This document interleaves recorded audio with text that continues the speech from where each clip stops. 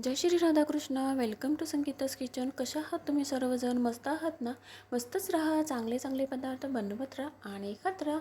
तर आपल्या आता रेसिपीकडे वळूया. तर आजची आपली रेसिपी आहे खिचडी भात. तर त्यासाठी मी तांदूळ घेतलेले आहेत, एक बाउल भरून असे उडदाची डाळ घेतलेली आहे आणि मोड आलेले असे छान असे मूग आणि मटकी घेतलेले आहे, किसून गाजर घेतलेला आहे, कांदा घेतलेला आहे, टोमॅटो, मूग डाळ आणि तूर डाळ घेतलेल्या आहे आणि सोयाबीन घेतलेले आहेत. तर इथे मी 1 चम्मच असा सुहाना बिर्याणी मसाला घेतलेला आहे. तर तुम्ही कोणताही बिर्याणी मसाला वापरू शकता इथे. चला तर बाउलमध्ये तांदूळ टाकून घेऊया आपण. तर त्याच्यामध्ये डाळी देखील टाकून घेतलेल्या आहेत सगळ्या आणि मोड आलेली मटकी आणि मूग घेतलेले आहे ते देखील टाकून घेतलेले आहेत. तर छान असे 2-3 पाण्यामध्ये आपल्याला हे सगळं वॉश करून घ्यायचे आहेत, क्लीन करून घ्यायचे आहेत मस्त असे. तर पूर्ण असं पाणी आपल्याला काढून घ्यायचं आहे. तर पाहू शकता पूर्ण असं पाणी काढून झालेलं आहे आपला आणि त्याच्यामध्येच किसून घेतलेला गाजर आहे तो देखील टाकून घ्यायचा आहे आपल्याला. तर खुलजा सिमसिम मसाल्याचा डब्याचं झाकण मस्त असं ओपन झालेलं आहे. कुकर देखील आपला छान असा शेगडीवर जाऊन बसलेला आहे. तर त्याच्यामध्ये 2 चम्मच तेल टाकून घ्यायचं आहे आपल्याला आणि इथे मी घी देखील वापरलेलं आहे.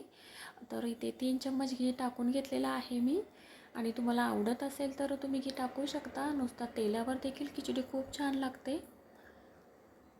तर तेलाने छान असं आपला गरम झालेला आहे. तर त्याच्यामध्ये आता आपण किंचित असं राई टाकून घेऊया आणि किंचित असं जिरं देखील टाकून घेऊया.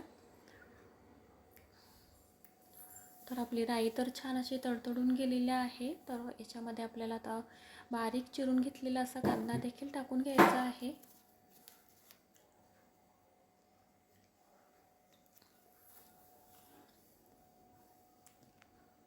छान असं परतून घ्यायचं आहे आपल्याला आणि इथे मी सुहाना बिर्याणी मसाला वापरलेला आहे. तर तुम्ही कोणताही बिर्याणी मसाला वापरू शकता. तर 1 चम्मच मी हा सुहाना बिर्याणी मसाला वापरलेला आहे इथे. तर छान असा मिक्स करून घ्यायचा आहे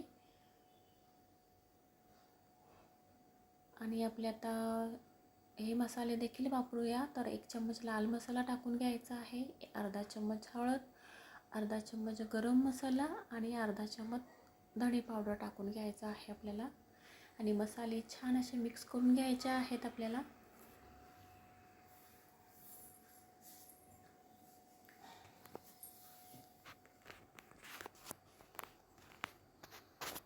आणि टोमॅटो देखील टाकून घेऊया आपण याच्यामध्ये. टोमॅटो छान असा मिक्स करून घेऊया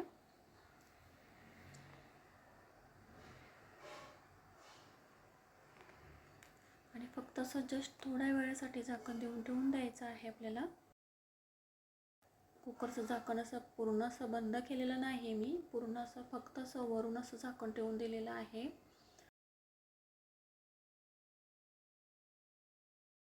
टोमॅटो छान असा मिक्स करून घेऊया पुन्हा एकदा.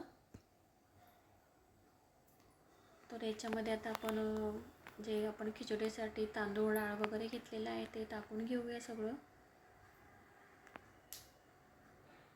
आणि छान असं मिक्स करून घ्यायचं आहे आपल्याला.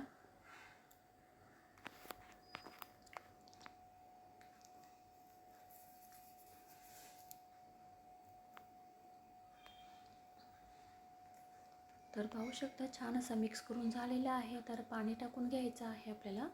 तर इथे गरम पाणी वापरलेलं आहे मी इथे. आपली खिचडी छान अशी शिजून जाईल एवढा असा पाणी आपल्याला टाकून घ्यायचं आहे आणि चवीनुसार मीठ देखील टाकून घेऊया आपण याच्यामध्ये. खिचडीमध्ये मीठ टाकून घेतलेलं आहे त्यामुळे पुन्हा एकदा ढवळून घेऊया, मिक्स करून घेऊया.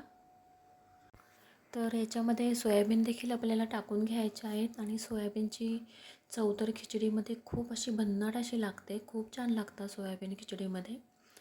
आणि सोयाबीन मी गरम पाण्यामध्ये भिजत ठेवून दिलेले होते आणि छान असं पिळून घेतलेले आहेत सोयाबीन आणि याच्यामध्ये टाकून घेतलेले आहेत. तर चला तर आता 5-10 मिनटासाठी झाकण बंद करून घ्यायचं आहे. एक शिटी होऊन द्यायची आहे छान अशी.